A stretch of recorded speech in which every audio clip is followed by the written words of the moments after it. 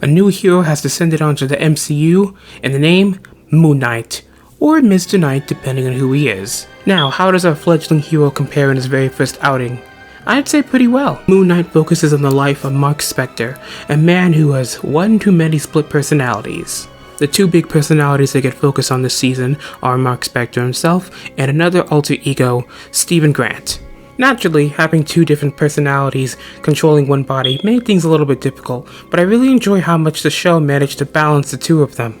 Watching Mark and Stephen be at odds with each other to becoming essentially brothers in arms at the end of the season was one of the heartwarming moments to watch. While there were definitely hints to other personalities at play during the season, they didn't really get a whole lot of focus, and they're probably just going to be a tease for the future, and I'm all for it. I mean, they must pay you a lot of money in this place. Now let's focus on Moon Knight's supporting cast, starting with Khonshu.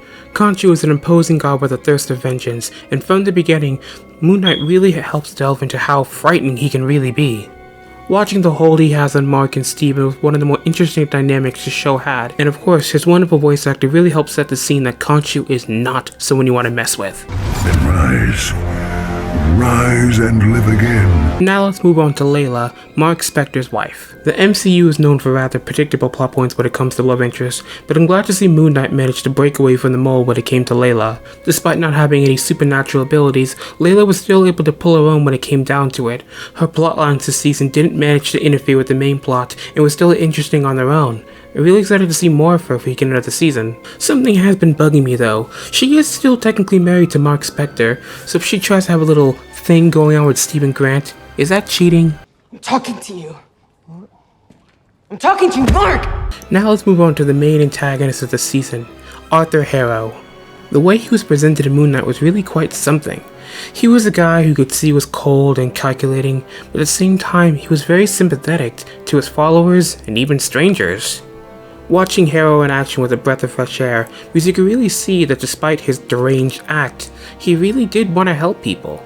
The method he went about it was a bit, crazy, but still, he wanted to help. Honestly, Ethan Hawke gave out a stand-up performance when it came to Arthur Harrow. The way he talks, the way he moves, it's all just so breathtaking. It really sets the standard of how villains should be in the MCU. Something that's been getting to me though is the glass in the shoe. I really hope Ethan Hawke didn't really have to walk around with glass in his shoes. That just sounds painful. I am not your enemy! Now, unfortunately, when it comes to the other big bad of the season, Ammit, I really can't say as much strong wording as I could for Harrow.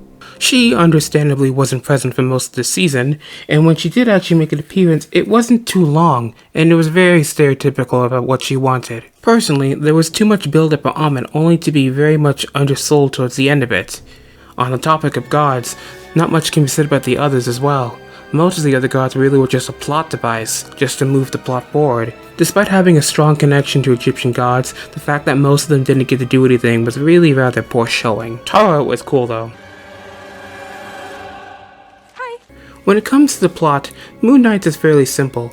It's basically just the whole the underdog hero must stop villainy type of thing. Now while the plot itself is fairly simple, the way it's told is definitely not. There are so many intricate storylines woven together in this 6-episode series that it just makes it all just a treat to watch. You've got child abuse, mental psychiatric care, in addition to that multiple split personality disorders. All these intricate topics remind me of the Marvel Netflix shows like Daredevil and Jessica Jones, and this is the path forward for MCU shows like Moon Knight and others, then I'm all for it. Mom said not to when it's raining. It'll be fine. Don't be a baby. Naturally, for a show like this, you'd expect a ton of cool action, and thankfully Moon Knight delivers in that aspect.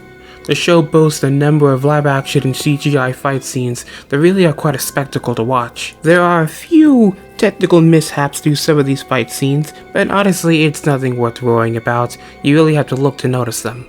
Something I did notice though is that despite being called Moon Knight, we really didn't get to see much of Moon Knight fighting.